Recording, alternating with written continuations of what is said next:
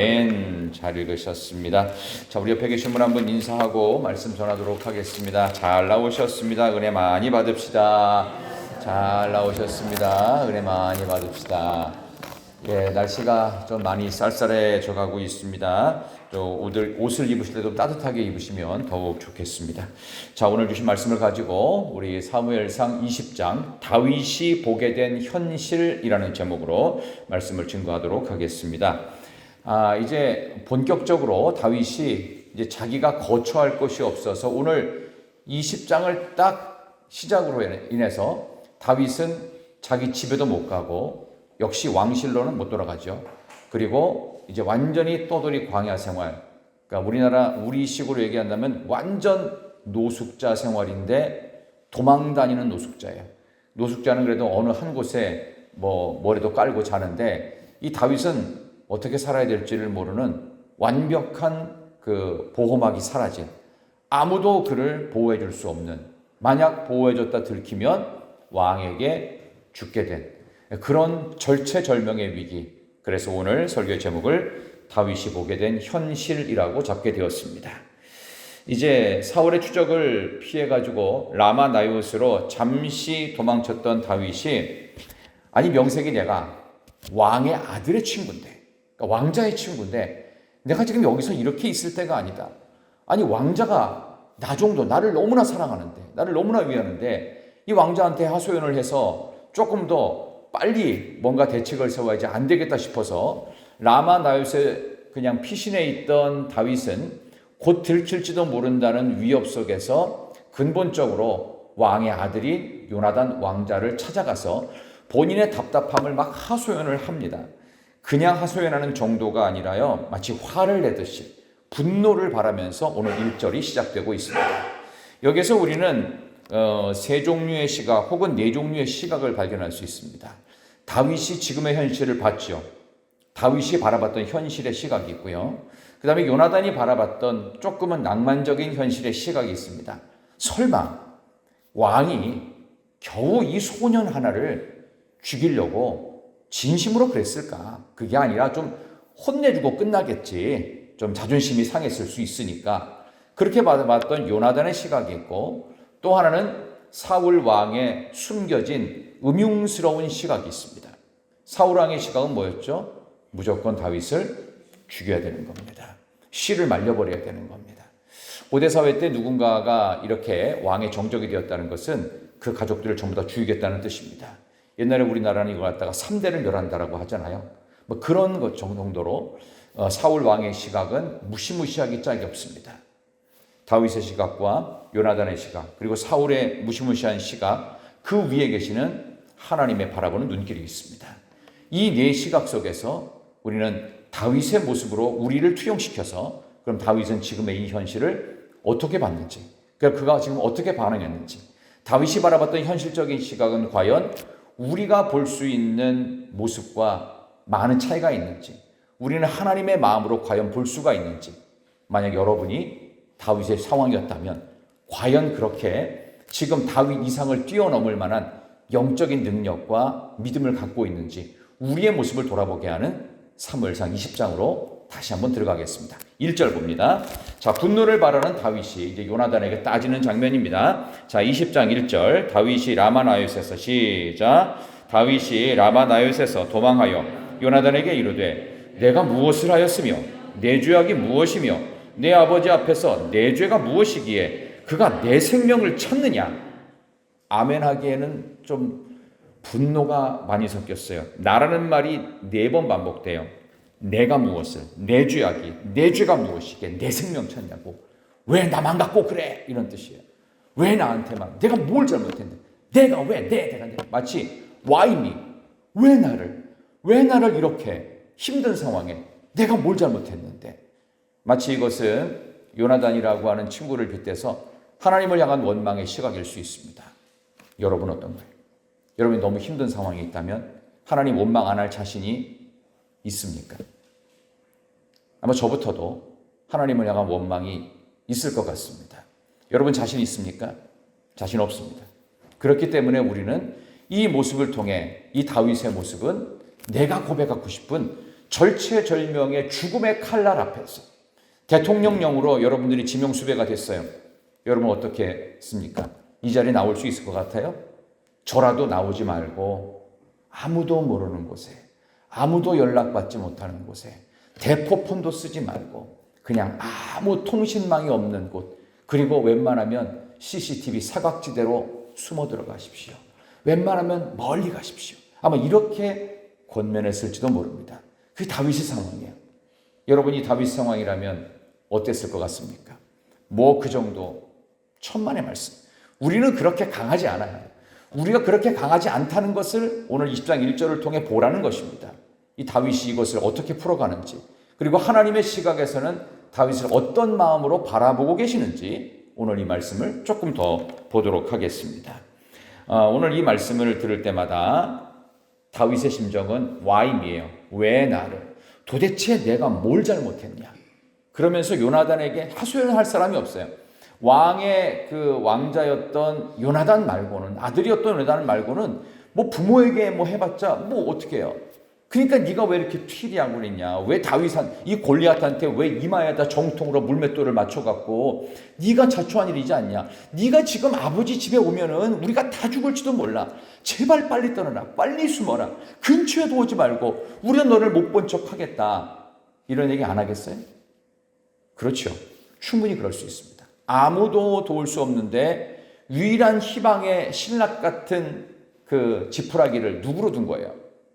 다윗은 요나단에게 준 거예요. 요나단을 찾아간 겁니다. 하나님을 나중에 찾긴 합니다만은 1차, 2차, 3차 다 안 될 때 드디어 그는 21장부터 하나님과의 영적 관계가 회복되기 시작합니다. 마지막으로 찾아갔던 인간적인 희망은 요나단이었는데, 요나단은 굉장히 나이스하고 점잖고 여기 있는 다윗을 잘 보호해 줍니다. 그러나 안타깝게도 거기까지예요. 사람이 도울 수 있는 부분은 딱 그거라는 뜻을 오늘 결론으로 미리 한번 말씀을 드립니다. 그 흑인 중에서 테니스 선수가 별로 없는 거 아세요? 흑인들은 테니스 선수 혹시 아세요? 흑인 테니스 선수 누구 있는지? 그러니까 뭐 세레나 윌리엄스는 사실 요즘 애들이에요. 요즘 애들. 저보다 나이가 어리거든요. 세레나 윌리엄스 같은 경우는 아주 독특한 케이스입니다. 그래서 원래 이 테니스 자체는 유럽의 귀족 스포츠였습니다. 그래서 흑인들은 그 당시에 종이었어요. 노예였단 말이에요. 절대로 귀족 스포츠를 시키지 않았어요. 그러다 보니까 흑인들이 실력이 있음에도 불구하고 두각을 나타낼 기회가 없었는데, 미국 사람 가운데 아더 러버트 애쉬 주니어라고 합니다. 줄여서 아더 애쉬라고 하는 윈블던과 그랜드슬램을 독차지했던 유명한 흑인 테니스 선수가 있습니다. 만델라 대통령의 초청도 받을 만큼 흑인 최초의 메이저리그 챔피언을 갖고 있는 사람이 아더 애쉬라는 흑인 테니스 선수였어요. 근데 이 사람이 그 경비원이었던 아버지 슬하에서 자랐는데 참 어렵게 컸어요. 그러다 보니까 이제 미국 사회도 어렵게 컸던 사람들 보면은 그 믿을 만한 데가 교회밖에 없어요. 교회를 다녔습니다. 어렸을 때부터 신앙으로 컸지만 미국 사회가 지금까지도 유색인종에 대한 차별이 굉장히 심합니다. 특히 남부 지역 가잖아요. 그러면 유색인종 굉장히 차별 많이 합니다. 유색인종은 우리도 포함됩니다.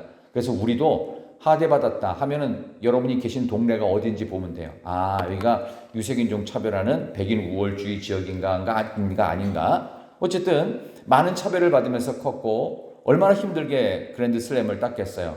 근데 참으로 안타깝게도 1988년도에 심장 수술을 하다가 이 아더 애쉬가 이 의사가 수혈을 잘못한 거예요. 그래서 에이즈가 면역이 걸린 에이즈 이 문제가 있는 그 수액이 딱 투여이 되면서 이 아더 애쉬가 에이즈에 걸려버립니다. 그러니까 이제 신문에서 난리가 났죠. 이렇게 유명한 사람이 이렇게 에이즈 걸렸다고 하니까 그때 많은 사람들이 와서 묻습니다. 아, 지금 이렇게 에이즈 걸린 거 하나님께 원망하지 않습니까? Why me? 왜 나한테 이런 일이 있냐고 그런 생각이 들지 않느냐라는 식으로 사실 기자는 안타깝게 물을 수도 있고 혹시라도 이 사람이 갖고 있는 지금 마음이 흔들릴 수도 있다는 그런 어떤 심리적인 것도 기사에 쓰고 싶어서 그 욕심에 큰 건수 하나 물었다 해서 막 물은 거예요. 그랬더니 아도에시가 이렇게 답을 합니다. 아니요, 나는 단 한 번도 그런 생각을, 왜 나에게 이런 일이 와임이라고 생각해 본 적이 없습니다.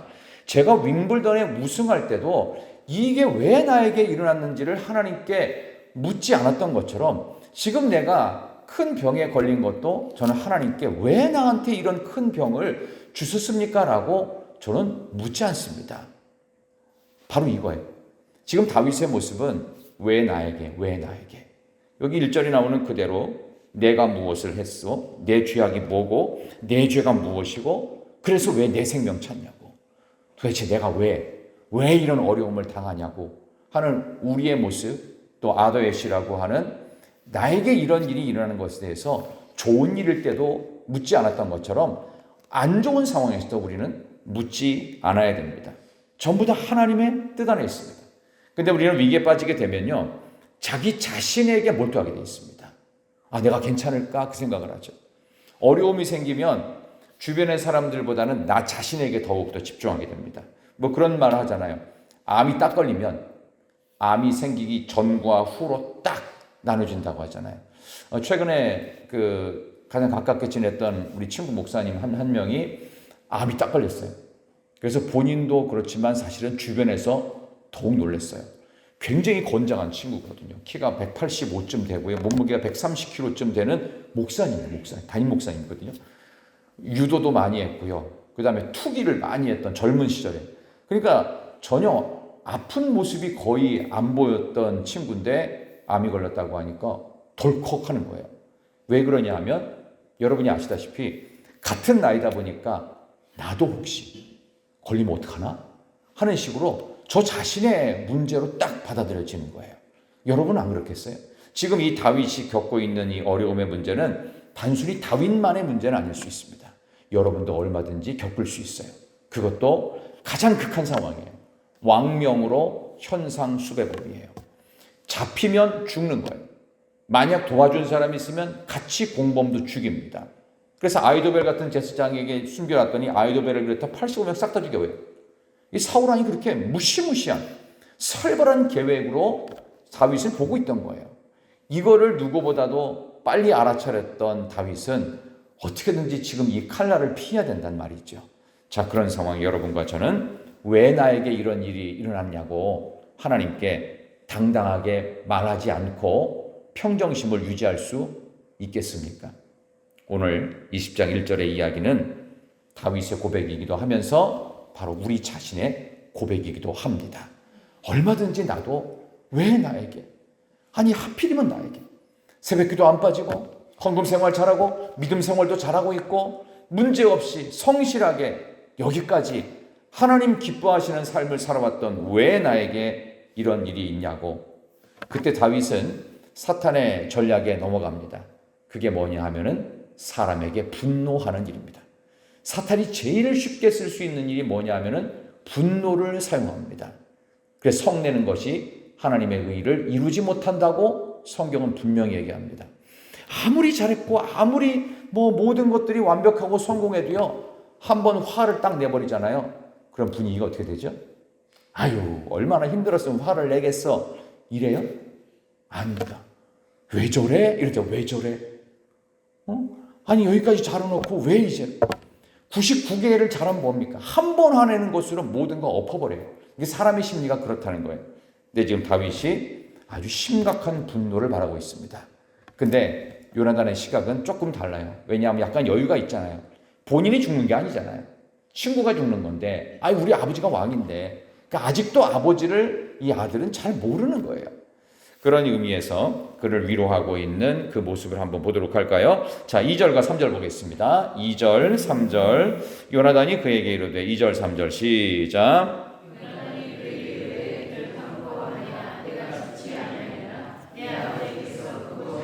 내게 알리지 아니하고는 행하지 아니하나니 내 아버지께서 어찌하여 이 일은 내게 숨기리요? 그렇지 아니하니라. 다윗이 또 맹세하여 이르되 내가 내게 은혜 받은 줄을 내 아버지께서 밝히 알고 스스로 이르기를 요나단이 슬퍼할까 두려운즉 그에게 이것을 알리지 아니하리라 함이니라. 그러나 진실로 여호와의 살아계심과 네 생명을 두고 맹세하노니 나와 죽음의 사이는 한 걸음뿐이니라. 아멘.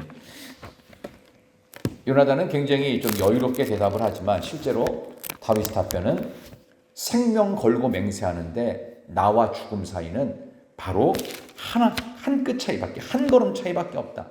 나 여기서 네가 내 있는 곳을 살짝 흘리기만 해도 나는 죽을 수 있다. 그러니까 너는 생명 걸고 나를 마지막까지 못 봤다고 하고 안 만난 걸로 하고 기억도 안 난다고 하고 연락도 소문도 전혀 못 들은 것처럼 해야 돼 라고 친구였던, 마지막까지 믿었던 요나단에게 이렇게 신신당부하고 있고, 본인이 바라본 지금의 이 현실은 삶과 죽음이 바로 한 걸음 차이밖에 없다. 바로 뒤집으면 삶과 죽음, 마치 종이가 앞뒷면 입듯이 삶과 죽음이 이렇게 경각에 달려있다, 이런 이야기를 하고 있습니다. 오늘 이 본문의 말씀 속에서 요나단이 사실 다윗에게 좋은 걸 많이 줬거든요. 오늘 18장 한번 잠깐 넘어가서 보시면 몇 가지를 줬어요. 왜냐하면 내가 너를 지켜주겠다, 약조하는 의미에서 18장 앞으로 2장만 넘어가셔가지고 18장 4절을 보겠습니다. 요나단이 맹세로 다윗을 지키겠다라고 하는 의미로 몇 개 준 게 있어요. 본인의 소지품 뭘 줬는지 사무엘상 18장 4절 요나단이 시작. 요나단이 자기가 입었던 겉옷을 벗어 다윗에게 주었고 자기의 군복과 칼과 활과 띠도 그리하였더라. 아멘. 이건 굉장히 중요한 의미입니다. 가장 신뢰하는 사람에게 주는 물건들입니다. 본인의 겉옷, 본인의 군복, 본인의 칼, 본인이 쓰던 활과 띠를 줬어요. 좋아요. 좋은데 완성의 의미로, 완벽한 신뢰의 의미로, 생명을 나눈다는 의미로 줘야 될 게 하나가 빠졌어요. 그게 뭘까요? 유대인들이 생명을 나누고 약조를 확실히 지키고 계약을 확인한다는 의미에서 마지막에 반드시 줘야 될 물건 하나가 있습니다. 그게 뭐냐면요, 신발입니다. 신발. 내 발에 신을 벗으라 라고 되어 있잖아요. 신. 이 신이 뭐냐 하면은 나의 모든 것입니다. 내가 밟는 모든 땅. 신발을 신고 가잖아요. 이 신발을 신으라는, 이 신발까지 줘야 됩니다. 근데 마지막에 신발은 안 줘요. 요나단이 좀 겸손했을 수도 있어요. 내가 신발까지 주는 정도로 내가 이렇게 책임질 수 있을까라고 질문을 던졌을 수도 있겠지만, 어쨌든 성경적으로 본다고 하면은 신발을 왜 안 줬을까라는 생각이 듭니다. 어쨌든 뭔가 복선이 깔려 있는 부분이에요. 다 줬는데 결정적인 건 안 줬어요. 못 줬어요. 자신 없어 그랬는지, 실제로 다윗의 미래와 본인의 미래에 대한 그림이 불투명해서 그랬는지 모르겠습니다만은 어쨌든 결정적인 물건인 신발이 건너오지는 않았습니다. 참으로 어려운 지금 위기 상황에 그의 아버지 사울이 자기의 친구였던 다윗을 죽이려고 하는 것은 분명합니다. 여러분, 누가복음 15장에 보면은 탕자 이야기가 나오는데, 거짓골로 재산 다 털어먹고 주염 열매도 줄 자가 없어서 죽게 되자 아버지가 계신 그 집에 품꾼의 하나로 써달라고 말하려고 이른 아침 멀리서 거짓골로 아들이 돌아옵니다. 그때 아버지가 줬던 물건이 있어요. 그게 뭐냐면요, 새 신을 신겨요. 그리고 금가락지를 끼웁니다. 옷도 새 옷을 줍니다. 이게 뭡니까?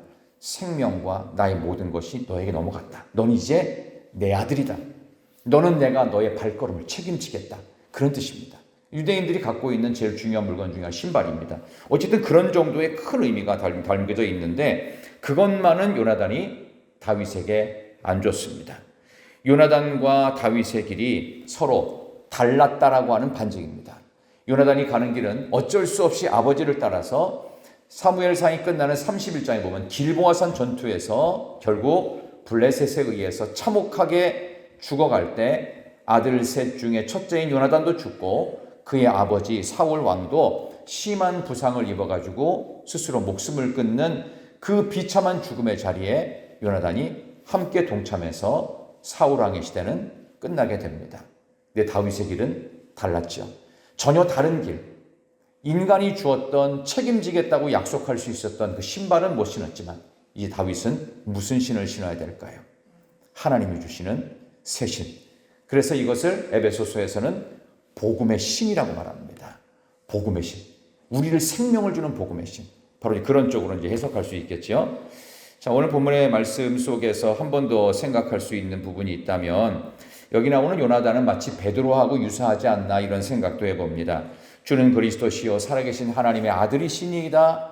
마태복음 16장에 있는 그 고백을 멋들어지게 했습니다. 완벽한 신앙 고백이었어요. 그런데 예수님의 호된 꾸지람을 듣습니다. 근데도 불구하고 사탄아 내 뒤로 물러가라. 너는 나를 넘어지게 하는 자로다. 내가 닭 울기 전에 닭이 2번 울기 전에 3번 나를 부인하리라. 저주하고 부인하고 도망쳤잖아요. 나중에 이제 통곡하면서 그제서야 주님이 하신 말씀 뭔지를 알고 통곡하며 후회했습니다. 베드로 같은 그런 모습, 호언장담했지만 결국은 지키지 못하는 모습, 요나단 같은 모습도 마찬가지라고 할 수 있습니다. 지켜줄 것처럼 그랬지만 자기 아버지가 너무 강경하고 잔인하게 나오자 요나단도 어찌할 도리가 없었습니다. 그저 도망가라고. 나중에 여러분이 읽으셨지만 화살을 최대한 멀리 쏘면서 네 뒤에 있지 않느냐? 빨리 갖고 도망쳐라. 이런 식으로 하면서 다윗에게 사인 준 것으로 그 뒤로 다윗과 요나단은 오늘 20장 이후로는 단 한 번도 이후에 만나지 않습니다. 그리고 두 사람의 길은 전혀 달랐고 중간에 요나단은 죽지요. 이제 이런 모습 속에서 우리의 삶 속에 과연 무엇이 먼저인지, 요나단이 보여줬던 의리와 사랑보다 더 큰 게 하나님을 향한 신앙입니다. 그리고 우리가 교회에서 지켜야 될 중요한 것들은 좋은 게 좋은 거다가 아니에요. 교회는 질서와 원리가 성경적 기초 위에 놓여 있을 때가 좋은 것입니다. 그러니까 때로는 그걸 지키다 보면 좀 딱딱하거든요. 경직될 수 있습니다. 그러나 이것을 넘어서는 순간 인간의 가능성과 인간의 분위기를 막 띄워요. 사사기에 보면요, 복임이라고 하는 말이 나옵니다. 우는 자들이에요. 하나님의 은혜에 감격해서 우는 자들. 그래서 하나님께서 그들을 지켜주실 것 같지만 그들의 삶은 우는 것으로 끝이에요. 감정 충만이에요. 감정 충만. 행동으로 보여지지 않습니다. 그래서 교회가 갖고 있는 가장 중요한 지향성은 하나님의 말씀의 질서와 원리가 기초돼야 돼요. 그래서 인간적인 의리와 인간적인 우정으로는 요나단이 다윗을 지켜주고도 남았어야 되잖아요. 근데 상황이 어려워지니까 어떻게 해요? 본인도 아버지 사울 옆에 붙어 있을 수밖에 없는 거예요. 지킬 수 없는 약속입니다. 그래서 우리의 삶은 사람의 능력이나 어떤 세상의 권력이나 돈이나 조건이 우리를 지켜주는 것이 아니라 하나님이 지켜주십니다. 우리가 보게 된 현실, 다윗이 보게 된 현실은 똑같습니다. 세상에 나를 지켜주고 내 생명을 건져줄 사람은 있다 없다? 없다. 아무도 믿을 수 없어요. 오직 전능하신 하나님만 믿는 거예요. 하나님만 붙잡는 거예요. 그때 부흥강사 목사님 오셔서 당신이 개척교회를 하기까지의 과정 속에서 서운한 시간들을 너무 많이 겪었다고 하잖아요. 그죠? 그때 결론이 뭐였어요? 하나님만 바라보게. 하나님만 붙들 수 있도록. 억울하고 서운하고 정말 어떻게 이럴 수 있지? 어떻게 이럴 수 있지? 결국 마지막에는 하나님만 붙잡는 그 모습이 가기까지 그렇게 인도하셨던 것처럼 다윗도 그런 거예요.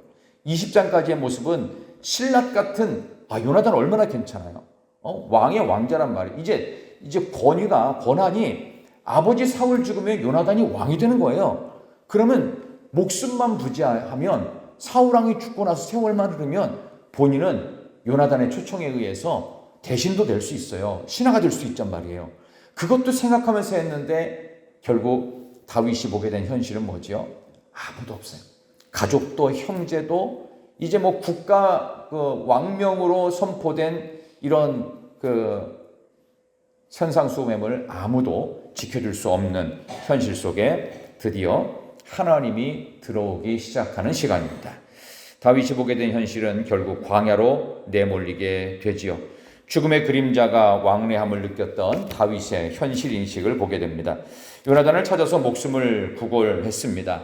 사자와 곰의 발톱에서부터 나를 건져주신 하나님이라고 하는 이 용맹스러운 믿음은 그에게는 온데간데 없습니다. 그저 그는 지금 신앙의 중증 환자가 되어서 요나단과 교묘한 약속을 맺고 있습니다. 야, 그러지 말고.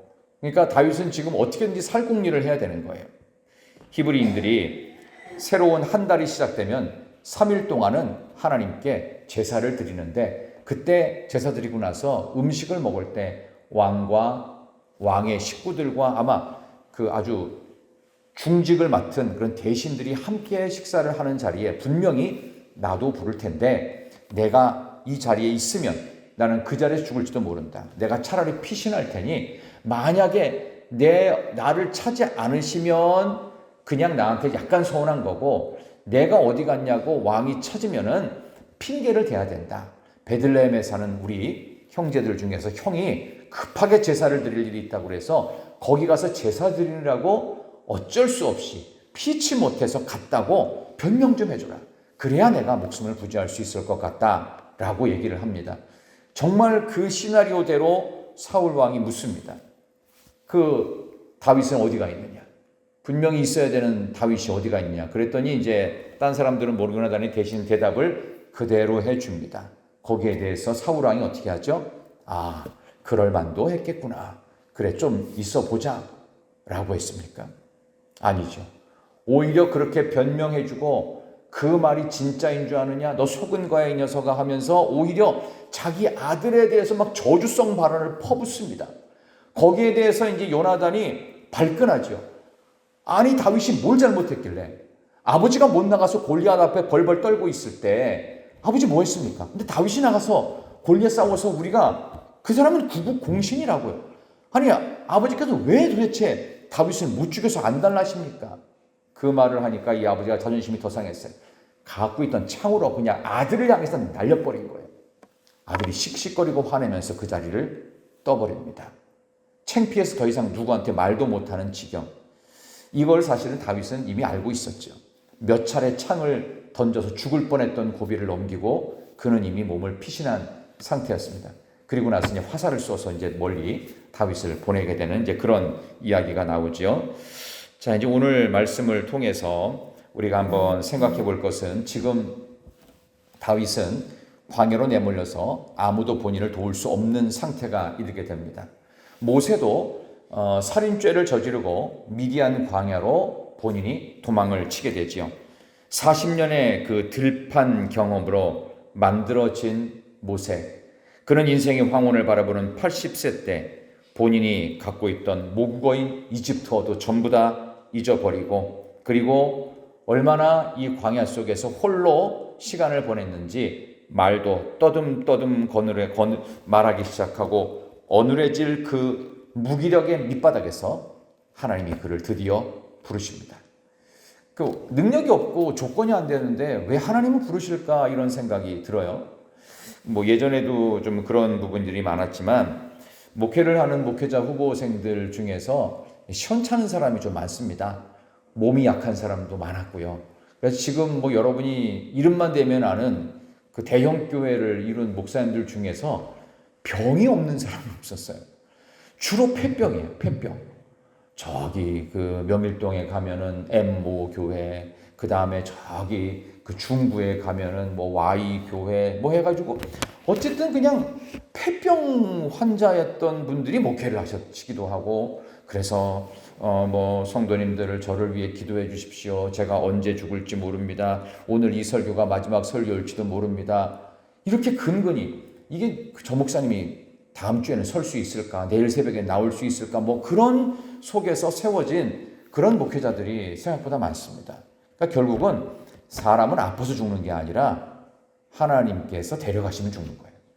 아무리 아파도 안 죽는 사람은 안 죽어요. 암 때문에 죽는 게 아니에요. 하나님께서 데려가시면 죽는 거다.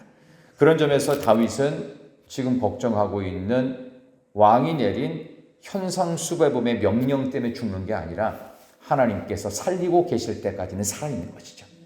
오늘 이 본문의 말씀을 보면서 다윗이 보게 된 이 현실 앞에 그가 이제 보게 될 하나님이 펼쳐주실 광야 속에서의 새로운 현실이 시작됩니다. 그게 다음 주 수요일에 나오는 우리 사무엘상 21장부터의 아주 화려한 이야기입니다. 쉽게 진행되지 않습니다. 아주 어렵습니다. 그러나 그는 이제 통일 이스라엘 왕국을 만들어내야 될 진정한 왕으로서, 하나님 나라 다윗 왕국으로서 그의 보호막과 방패막은 없습니다. 오직 하나님밖에 없어요. 보이지 않지만 하나님이 그를 지키신다. 그로 인해서 아둘람 굴에 400명이 모이고 또 600명이 모여서 다윗 왕국의 내각이 구성됩니다. 거기서 아무것도 없지만 오직 하나님만 붙잡았던 다윗을 계속 그들은 보게 됩니다. 도대체 다윗이 뭘 믿고 저렇게 뭘 하겠다고 저렇게 의지를 바라지? 또 하는 거 보니까 또 어디 숨었다가 또 도망갔다가, 아니 이 많은 사람들을 도대체 뭐 하려면 대책이라도 있어야 되는데 와보니까 생각보다 더 안 좋은 거예요. 대책이 너무너무 없는 거예요. 이 정도일 줄은 몰랐어요. 근데 이 정도일 줄은 몰랐는데 그에게는 보이지 않는 빽줄이 있었어요. 그게 하나님이셨어요. 모든 사람들이 수십 년의 시간을 떠돌이로 광야 생활을 하면서 그들은 하나님만 붙잡았던 다윗을 받고, 우리도 앞으로 새로운 나라 다윗의 왕국이 건설되면 이 나라는 하나님만 붙잡아야 된다. 하나님께 매달려야 된다. 하나님께만 기도해야 된다. 새벽을 깨워야 된다. 내 마음이 확정되어 싸우니 내가 새벽을 깨우는 자. 새벽을 일부러 깨우면서 가장 이른 새벽에 아무도 기도하지 않고 아무도 일어나지 않은 그 새벽부터 기도했던 다윗이 만든 하나님의 나라, 새벽부터 깨워서 기도하는 그런 나라. 저는 우리나라가 예전에는 그렇게 새벽부터 많이 기도를 했잖아요. 근데 요즘은 그게 점점점 희미해지고 새벽에 나간다고 하면은 건강도 생각하지 않는 무식한 그리스도인이라고 생각하는 분들도 꽤 있습니다. 그러나 그렇지 않습니다. 새벽부터 일어난다고 하는 것은 하나님께서 우리를 새벽부터 우리에게 새로운 하루를 선물로 주셨음을 확인하는 시간, 감격의 시간이죠. 설렘의 시간이죠. 잠이 안 와서 나오는 게 아니에요. 밤잠 설쳐가면서 고민거리가 있기 때문에 나오는 것이 아니라 하나님이 깨워주시고 하나님께서 새로운 하루를 선물로 주셨기 때문에 우리는 새벽에 나오는 줄 믿습니다. 그런 마음으로 이 다윗의 시간들이 광야 속에서 아름답게 펼쳐지게 될 것입니다. 사울왕의 칼을 피해서 두려워했던 다윗이 결국 당시 그 블레셋의 나라 중에서 가드왕, 이 가드는 여러분이 아는 골리앗의 고향입니다. 가드왕 아기스에게 피신을 합니다. 근데 그냥 피신한 것이 아니라 미친 채 하면서 수염에다가 침을 질질질 흘려가면서 저놈은 미치광이로 있다가 미치광이로 죽겠구나, 전혀 우리나라의 위협이 안 되겠구나 라는 정도까지 본인 스스로 망가져 버립니다. 왜냐하면 살아야 되잖아요. 미치광이가 돼서라도 살아야 되잖아요. 살기 위해서 어쩔 수 없이 생명을 구걸하는데 이제 누구한테 구걸해요? 하나님께 구걸하는 거예요. 물론 그것을 피해서 교묘하게 갔지만 하나님 여기서 하나님이 안 살려주시면 저는 살아갈 수가 없습니다. 원수의 나라에서 제가 누구 도움으로 살겠습니까? 하나님 살려주십시오. 오늘도 살려주시고 내일도 살려주시고 오늘도 하나님 붙잡게 하시고 내일도 하나님 붙잡으면 하나님이 살리시리라 믿습니다. 그런 절박함, 절실함이 우리에게 있어야 될 줄 믿습니다. 내년이 되면 우리나라는 선교 140주년을 맞습니다. 아펜셀러와 언더우드 선교사가 들어온 지 정확하게 140년 되는 해가 2025년입니다. 한 사람은 감리교 선교사였고요. 언더우드는 장로교 선교사였습니다. 두 사람이 이 땅 가운데 들어왔던 140년 전에 우리 조선 땅은 어땠습니까? 전 세계에서 가장 못살고 더럽고 냄새나는 나라고 평균 수명이 짧기로 유명했던 나라입니다. 망하는 일은 당연하다고 생각했던 나라고, 이 나라가 다시금 정상적으로 회복되려면 300년, 400년이 돼도 모자랄 것이다 라고 당시의 서양의 선교사들이 낙담을 했습니다. 아무런 희망이 보이지 않는다고 얘기했습니다. 미국을 향해서 얘기했던 그 선교사의 편지에도 보면은 이 땅 가운데 남자들의 마음을 알 수 없고 왕의 마음은 더더군다나 알 수 없으며 도대체 거리에는 여성들은 하나도 보이지 않습니다. 애들은 어디가 있다가 나왔는지 얼굴이 시커멓게 멍들고 애들의 입에서는 담배 냄새가 가득하고 술 냄새가 풀풀 납니다. 이런 나라가 도대체 무슨 가능성이 있다고 하나님은 이 조선이라고 하는 당시에 이제 그 외국 사람들이 왔을 때 한국을 표현할 때 꼬레라고 그랬어요. 꼬레라고. 이 어디 있는지도 모르는 극동아시아의 저 끄트머리에 있는 보이지도 않는 것 같은 처음 세상에 소개되는 듯한 이 조선 땅이 도대체 어떻게 될지 많은 사람들이 낙심했지만 이 나라 대한민국은 정말 위대한 나라가 되지 않았습니까? 거기에 가장 중요한 역할은 뭐가 됐어요? 오직 하나님만 의지했던 선교사들의 복음이 빛이었어요. 바로 그런 것처럼 지금 이제 펼쳐질 다윗의 시간들은 아무도 의지할 수 없는 가장 열악하고 여차하면 죽을 수밖에 없는 상황, 여차하면은 아무 도움도 없이 비명횡사하는 객사의 주인공이 될 법한 본인의 삶 속에 하나님이 더욱 강력하게 붙들어 주시는 은혜로 다윗의 잘못된 인식을 깨트리십니다. 지금까지 다윗의 인식은 뭐였죠? 내가 그래도 왕자와 함께 호형호재하는 사이야. 이 정도 빽줄은 있어야 사는 거 아니야? 이런 거예요. 근데 그런 모든 것들이 다 무너질 겁니다. 모든 것들이 무너질 때까지, 의지하고 기대할 것이 없을 때까지 하나님은 우리를 바닥으로 모르실 때 있어요. 그렇지만 그때까지도 하나님은 우리를 놓지 않으십니다. 바닥에 있더라도 멸망시키는 것이 아니라 바닥에 있더라도 하나님은 우리를 붙잡은 손을 놓지 않으십니다. 포기하지 않으십니다. 우리 그런 점에서 오늘 이 본문의 말씀의 마지막 부분을 이렇게 한번 볼까요? 시편 34편을 보겠습니다. 시편 34편. 우리 조금만 뒤로 넘어가십시오. 시편 34편. 이 내용을 갖고 썼던 시편 이 내용이 시편 34편입니다.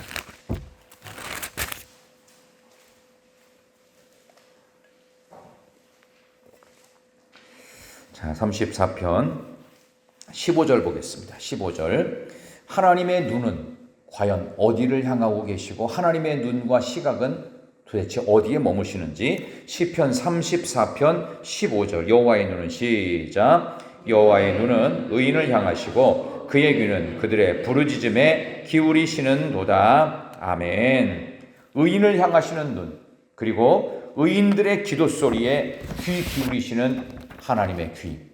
그래서 우리가 하나님 앞에 여러분의 입술로 기도로 매달리기까지, 그리고 여러분들이 의가 뭐죠? 의라는 말은 너희는 먼저 그의 나라와 의를 구하라. 의에 줄이고 목마르다. 의가 뭐라고 그랬죠? 예수님. 내 안에 예수의 복음이 있고 하나님의 말씀이 있는 자에게 하나님의 눈이 간다는 뜻입니다. 그리고 그런 사람의 기도 소리에 하나님이 귀를 기울이신다는 겁니다. 여러분들 이제부터 힘들고 어려울수록 우리 주님께서 우리의 기도에 귀 기울이시고 내 목소리 듣기 원하신다는 것. 그래서 우리가 힘든 건 그냥 괜히 힘든 게 아닙니다. 그냥 전 세계 70억의 인구 중에서 이번에는 네가 좀 힘들고 그 다음에 네가 힘들고 공평하게 힘들게 하시는 게 아니에요. 우리의 기도가 필요한 거예요. 너 지금 기도할 때야. 하나님께 매달릴 때야.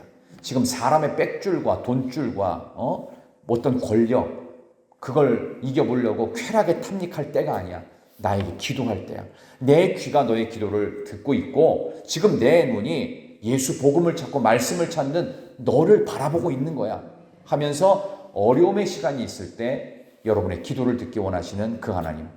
이 시간 이후부터 다윗은 살기 위하여 하나님께 몸부림을 치게 됩니다. 그래서 여기 나오는 사무엘상 20장 이후의 내용부터 시작해서 시편의 기자들이 배경으로 삼고 있는 내용이 이제 본격적으로 많이 등장합니다. 사무엘상은 역사서이기도 하면서 선지서라고도 알려져 있습니다. 여기에 담겨진 역사적 의미, 또 하나님께서 얼마나 하나님의 뜻을 펼치고자 하시는지가 가득 나열되어 있습니다. 다윗과 요나단의 우정에 한계가 많이 있습니다. 사람의 도움을 의지했다가 실망한 경험도 있으실 것입니다. 그러나 우리가 의지해야 될 분은 오직 한 분, 하나님이십니다. 그분과 함께 승리하는 복된 하루가 되시고 이번 한 주간도 남겨진 3일의 시간도 하나님이 주시는 은혜로 우리가 바라보는 현실 가운데서 하나님이 우리를 어떻게 보시는지, 의인을 향하시고 의인이 간구하는 기도, 우리의 기도를 들으시는 하나님 앞에 나아가기를 진심으로 축원합니다. 우리 찬양 한 선곡도 하겠습니다. 336장입니다. 우리 여기 주보가 글씨가 하나 틀렸는데요. 336장, 환난과 핍박 중에도 336장.